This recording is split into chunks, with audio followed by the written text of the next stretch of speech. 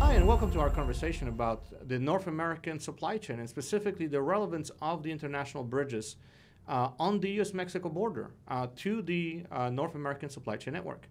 My name is Matt. I have the pleasure of serving CoStep as the VP of Economic Development, and I have the great honor to have two of my friends join us here today, Luis Bazan and Teclo Garcia. And before we get into the topic, I'll let Luis and Teclo introduce themselves and tell you where they fit into this picture. So, Luis, if you want to go first.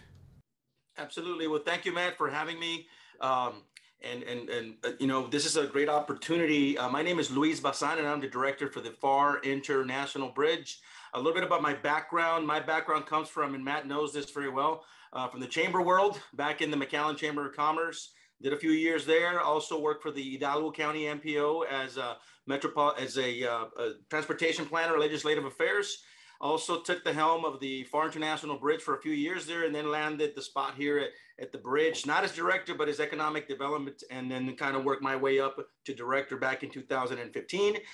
So it's been a great ride, and it's been a great experience here at the FAR International Bridge. Nothing but growth, nothing but positive vibes, and I'm glad to be a part of this. As a matter of fact, I just saw Teclo and Laredo last week, and I was complimenting him on all the great stuff that they're doing. So with that, you know, I'll turn it over to Teclo. Yes, Luis, good to be with you. Good to see you again, Matt. Thank you very much for having me on. I apologize for a little bit of noise here, but I will soon come to a stop. I'm in my car driving. Yes, I'm the director of economic development for the city of Laredo. That's different from the EDC. I work at City Hall under the direction of the mayor and the city manager. But basically, we're doing some of the same thing, recruiting businesses. We're expanding local ones, and our focus is on creating jobs and more investment. Our bridges obviously are doing very well. They're really at the crux of Laredo's economy, and sort of like FAR, we've seen double-digit growth over the last several years, and the last year was especially big. And we're just trying to keep up, to be honest with you. But that's where we stand here. Laredo is actually one of the leading ports in the country, and we have a lot of work to do. And it's in my mind. I'm not just saying this because we're on this kind of a group meeting here, but really, there's so much to do, Matt. So much traffic that it's good to be working with FAR, with Eagle Pass, and other ports to try to keep up with the Texas economy and meet the supply chain challenges that we have. But thank you for having me on, Matt. Absolutely. Thanks, Declan. Thanks, Luis. Appreciate you all. And, kind of set the stage on this conversation today. I get to work in regional economic development. So I get to work with wonderful people like you all and others that really make this show happen.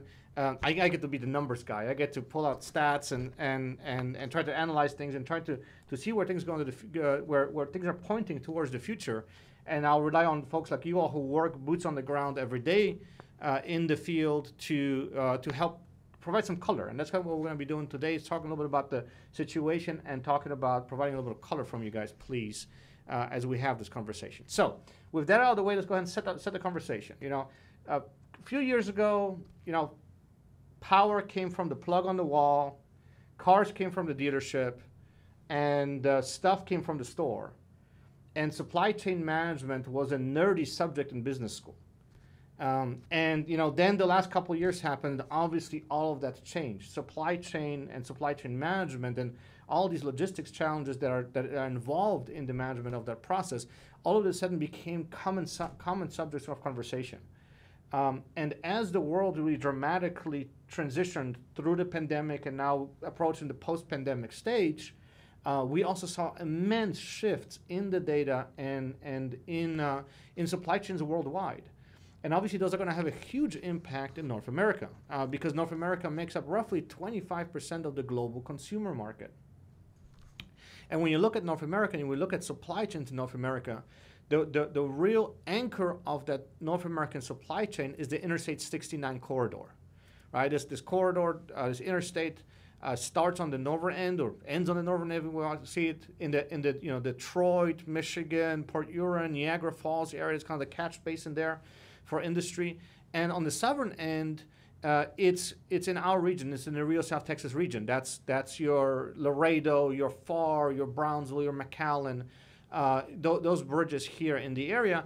And so I always look at the statistics of those two terminuses of I-69 here in the United States and how they connect us to Canada and to Mexico, to look at some stats. And so when I read the stats for trucks, specifically truck crossings, through these bridges into the United States, both on that northern terminus and the southern terminus, I saw some interesting numbers emerge when I compared 2019, 2020, and 2021. So I want to start our conversation by sharing some of these statistics because I thought they were quite fascinating. So for sake of specificity, on the Michigan/New York State area, I specifically look at the bridges in Detroit, the Port Huron bridges, and the Buffalo-Niagara Falls bridges. And then on the southern terminus in our region, Rio South Texas, I looked at the bridges in Laredo, the Hidalgo and Pharr bridges, Brownsville, Progreso, Rio Grande City, and Roma. So those are two catch basins on the both northern and southern end of Interstate 69. And the following numbers emerged. First of all, these regions are by far the highest traffic regions on their respective borders. On the southern border, it's the Rio South Texas region. On the northern border, it's the Detroit, Michigan area. And the numbers are quite staggering. When we look at the 2019 numbers, in Rio South Texas, we had 3,412,118 truck crossings. And in Michigan, New York State, we had 3,254,623.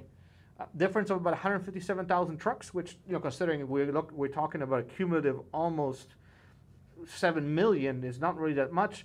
Essentially a delta of 4.84% between the two areas, where our region, Rio South Texas, was just slightly ahead.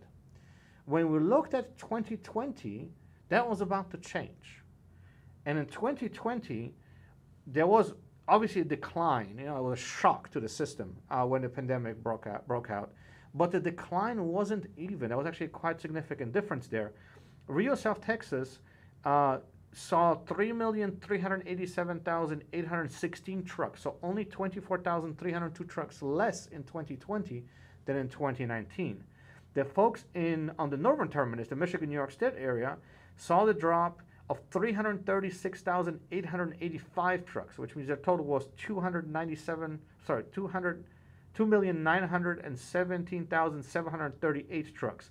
The delta grew to 470,078. And the difference became 16.11%, much more significant.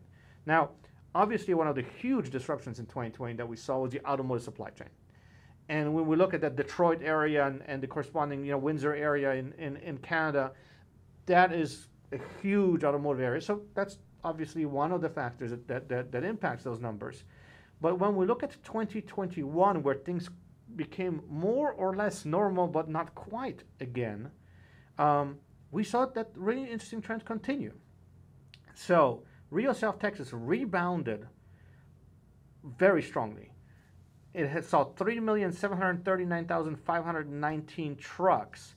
That's a growth rate of 327,401 over 2020. Michigan, New York State rebounded as well. 3,147,251 trucks, growth rate of 229,513. But that additional growth that we saw in Rio South Texas means that the delta actually continues to grow in 2021. Now up to a really solid 18.82%. So it's called that 19% difference between the northern terminus of I-69 and the southern terminus of I-69.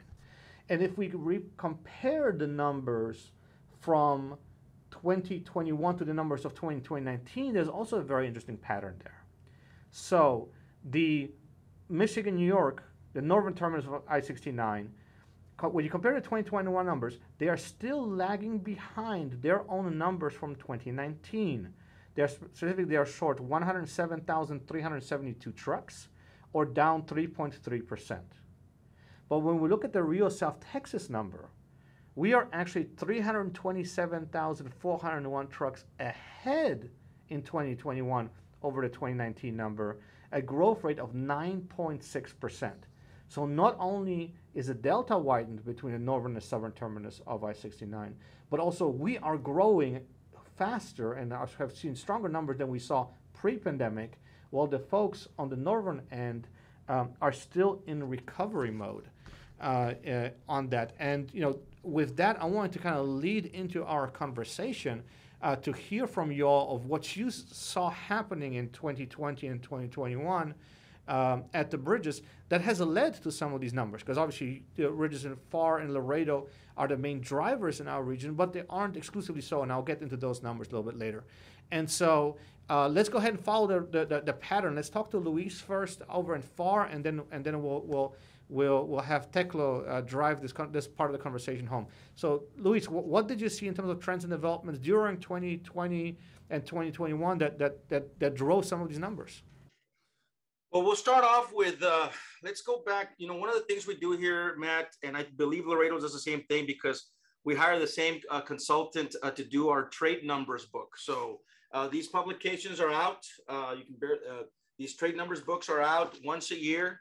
Ours is coming out, I believe, in June or July of this year. That'll reflect 2021 numbers for trade. So that allows us to gauge our international bridge, our international crossing, and compare it not just to other land ports of entry, but airports and seaports. So with that being said, let's go back to 2019. Aside from the truck crossings, the value of goods, both imports and exports that crossed through Pharr was roughly 36 billion in trade. Nothing compared to what Laredo's doing, obviously. Laredo does like 5-6 times more than that. They're a monster. But we were at $36 billion in trade with Mexico and the rest of the world. Mexico being our number one trade partner, trading with over 90 countries globally. In 2020, once COVID hit in March and things went south, we were estimating that the first month of crossings or first month, we were going to be losing roughly about 45%, maybe 50% of our trade. We only lost about 13%. That was in March, April of 2020. Leading into May, we said, well, if we didn't do so bad in April, let's see how we do in May. So we estimated about 25% loss. We only lost 7%.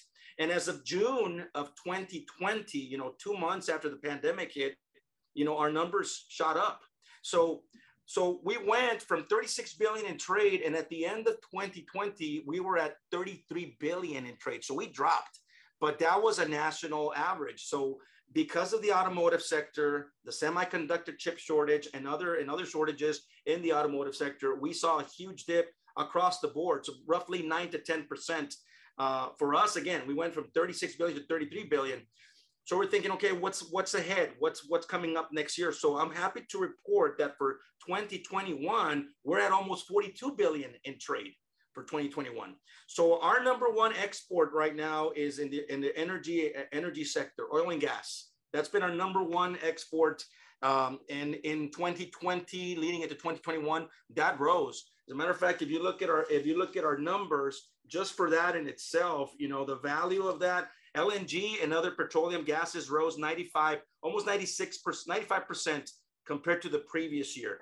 And gasoline and other fuels, that rose by 180%. Motor vehicle parts, those rose by 12, almost 13%. Insulated wire, cable, and things of that nature, they rose by 30%. And then computer chips, the technology industry rose by almost 40%. So again, I think what happened with the pandemic, we saw a huge increase in the essential supply chain, right? Some of these manufacturers in Mexico and other parts of the world, they started manufacturing the needs, the goods that we needed, the face masks, the things that we needed. A lot of, I know there was a very controversial topic with the FDA, with the hand sanitizers and things like that, but we saw a shift in that.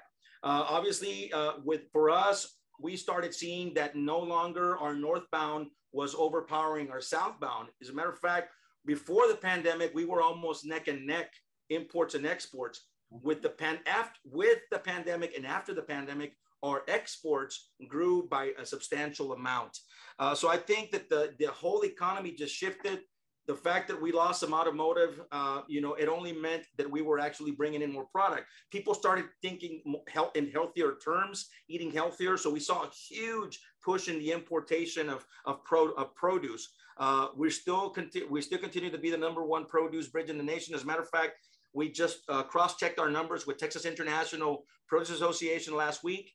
And roughly for the state of Texas, the Texas volume, we're crossing 61%. And the national volume is at 32% for produce. So again, that was a huge shift also. Even though we were already a big contender in that industry, we saw a huge push for produce because of the pandemic.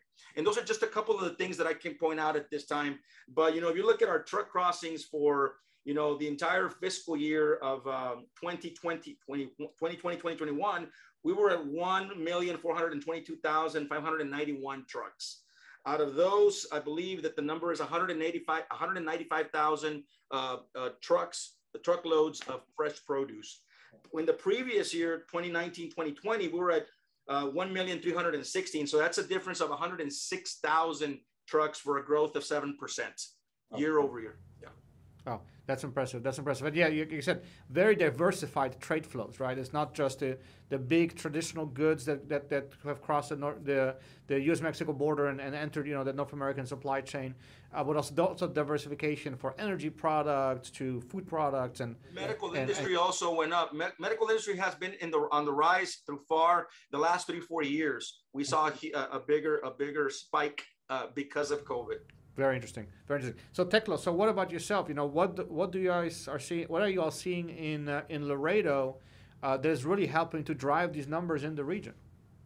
Well, I really like what Luis brought up, which I think it's a really good point, Matt, to bring up in context of when we're talking about numbers, and that's the value of the loads that come across. That's one of the reasons why Chicago O'Hare Airport is the #2 port by valuation in the entire country, because they bring really valuable loads of cargo from Europe, a lot of diamonds and gold and things of that nature. But for Laredo, we're in the same boat. We saw the double-digit growth that FAR has seen, albeit just on a bigger scale. We have a lot to contend with, and what I think what the numbers show that drove Laredo growth was automotive growth. Now, you mentioned 2020 is a down year, and so did Luis. We saw the same things in Laredo. We were down about close to 10% on commercial crossings in Laredo, and in 2020. We had a really good bounce back year in 2021. Where we were up more than 20%, and we were almost at $250 billion of trade in valuation across our bridges. That included about going both ways, Matt. 5.1 million truck crossings in Laredo in 2021, according to the U.S. CBP. Additionally, a different factor for Laredo is rail. Laredo has one rail bridge that Union Pacific and KC Southern both use, and that bridge sees about 26 crossings a day, more than 10,000 trains in 2021, and about a little bit over 1 million rail cars crossed Laredo in 2021, going back and forth, right? And again, all this is driven by new auto content, engines, anything related to auto. About 55% of our crossings are auto related, and that brings a lot of value in terms of the overall the 250 billion that I mentioned. Which by the way, Matt, and I know our friends in Houston don't like to hear this. Port Laredo had $250 billion. That's about $80 billion more in trade than the Port of Houston. Wow. And so that products, Luis also mentioned produce. Produce is significant for us, although a small portion. We're second to FAR in produce. I think we had like $4.1 billion in imports of produce from Mexico. FAR was closer to 6 billion or so. Nogales was below Laredo. We've also had significant crossings in imports and exports in gas. I think we're number 2 in gasoline exports in the country. We're high on LNG. It's a high growth area. Imports, I can point to something smaller but very significant. We grew by $1 billion in tequila imports, and that's a valuable import. And Port Laredo handles about 85% of the state of Jalisco's exports to the United States in tequila. I mean, it is a varied product, kind of like FAR has electronics and produce and technology. I mean, so does Laredo. I mean, that we're both serving the Mexican market, and kind of behind the numbers, Matt, and the crossings is Mexico's very aggressive stance to continue to recruit businesses to Mexico, whether it be nearshoring or they're going to China and recruiting businesses in Korea to locate in Mexico to be closer to the U.S. Mm-hmm. So we've been very fortunate to hit the successes that we've had, but it's driven by a plethora of different materials and exports and imports. Perfect. Actually, it's a wonderful segue to kind of what I was going to talk about next. You know, about you know what kind of the investments that you all are making, you know, to help facilitate some of this growth. So before I get there, just to give the audience kind of a little bit of perspective on the individual bridges and what we're seeing here in Rio South Texas. So pointing out those Rio South Texas bridges that are in the statistics, and I'm looking here specifically at inbound traffic into the U.S. You know, Laredo is number 1 by a big margin over any other bridge in North America. Hidalgo, FAR, you know, that market right there is number 7. Oh, sorry, this is for 2019. Laredo's number 1. In 2019, Hidalgo was number 7. Brownsville was number 12. Progreso was 28. Rio Grande City was 30th. And Roma was 46th out of approximately 100 of those bridge markets that are being evaluated here in this report. When we look at 2021 now, Laredo continues to dominate at number 1, and as Tekla mentioned, you know, they are seeing really strong growth. It's huge numbers. FAR Hidalgo, that market went up from 7th to 6th.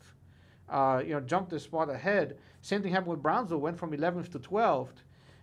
We saw Progreso at 29. We saw Rio Grande City at 31, and Roma jumped all the way up to 35th from 46th. You know, they almost tripled their trade then in Roma.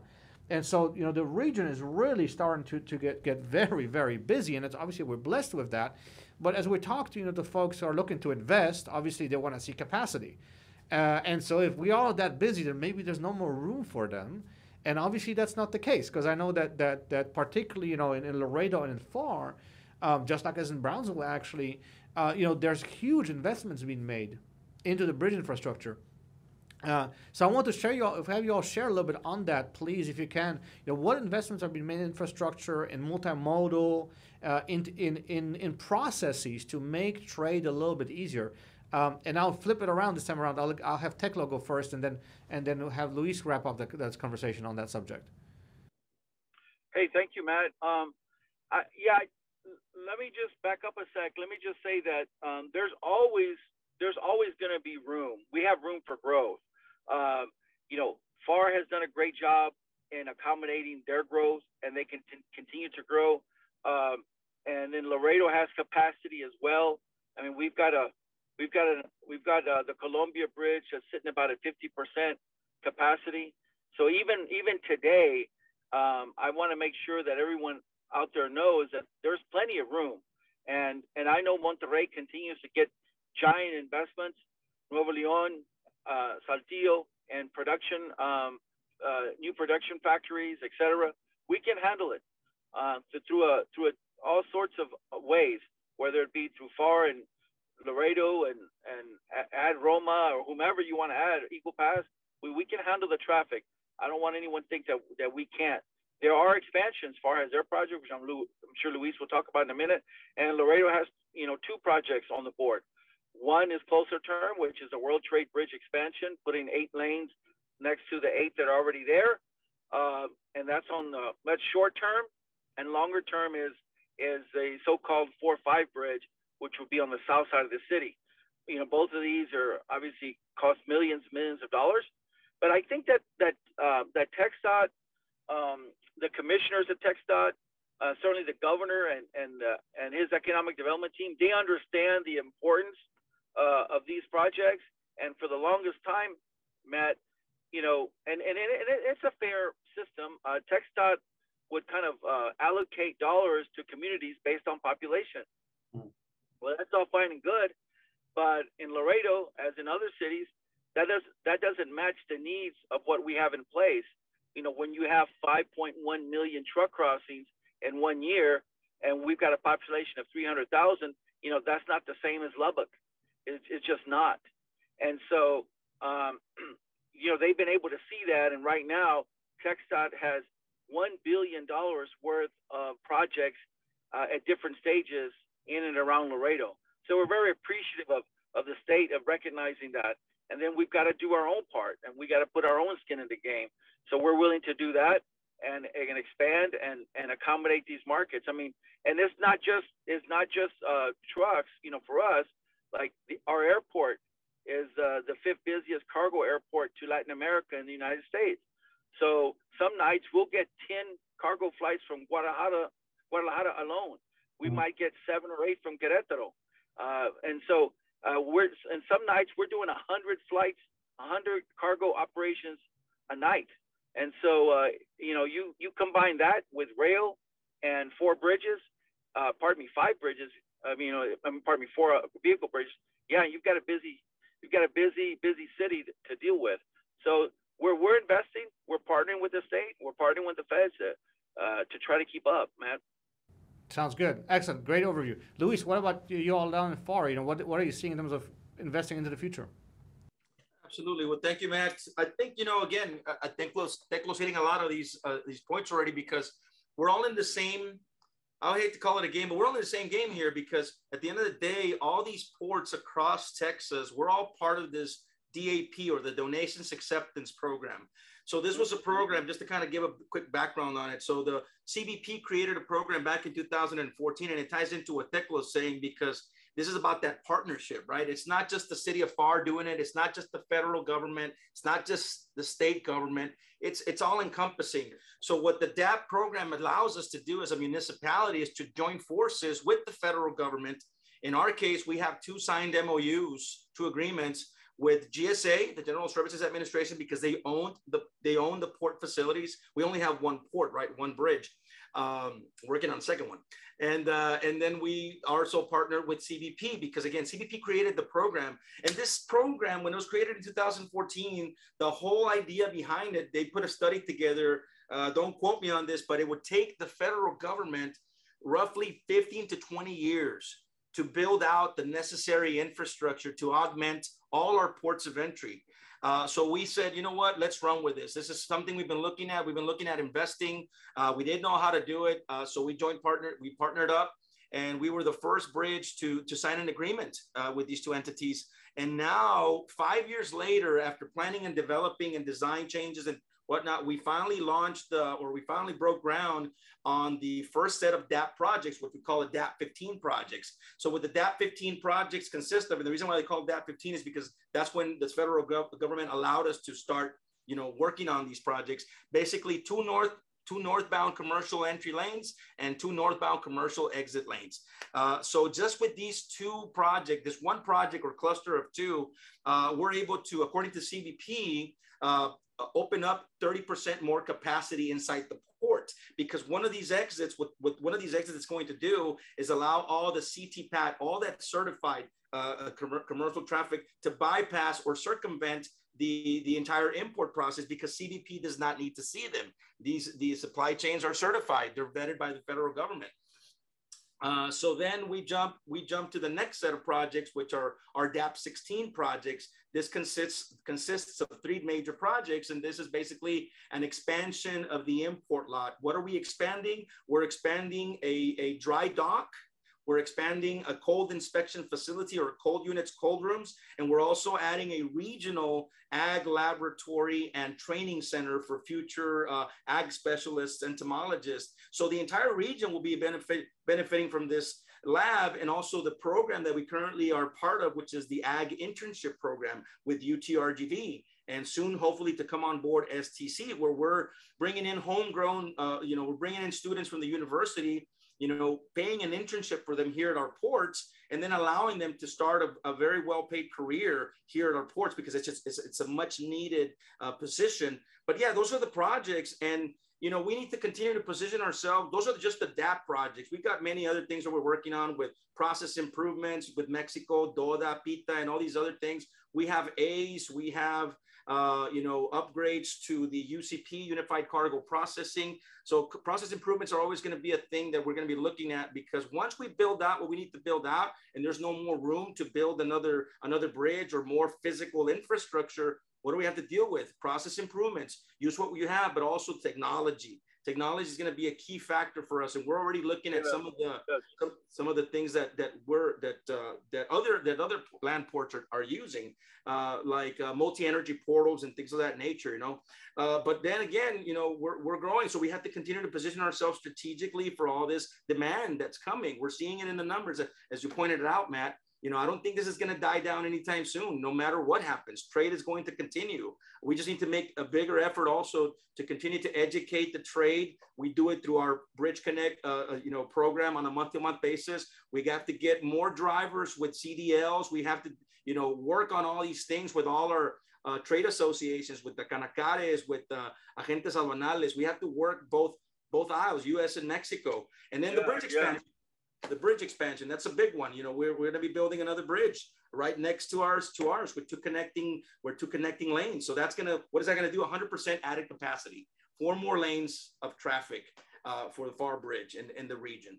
So we're really looking forward to all these projects, Matt. And again, as Teclo mentioned, there's going to be enough trade for everybody. And I'm glad to see that all bridges, that everybody has a stake in it already. And everybody's taking this very seriously, because we would be doing a disservice to the trade if we were not investing. So our investments just for DAP, you're looking at about 40 million. And then the bridge on our side, you're looking at about $45 million in investments.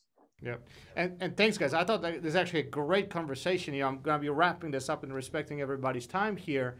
But I think what you guys talked about right here is really essential as a key message at the end, because it's not just about the fact that we're driving a lot of trade in this area and the trade continues to grow, but also the fact that our communities here locally are making investments in that trade, right? In the hard infrastructure as well as in the people. So for folks who are looking at this and are thinking about, hey, this might be an interesting region to invest, but is there still room for me? There's not only room for you in terms of capacity on the bridges, there's also people who put their money where their mouth is in order to provide that infrastructure, the human capital, the talent, the hard assets to help your business be successful. And so with that, I want to say big thank you to Teclo and big thank you to Luis for participating in our conversation for today. And we look forward to having other conversations in the future. So thank you very much for being here, and you all have a wonderful day.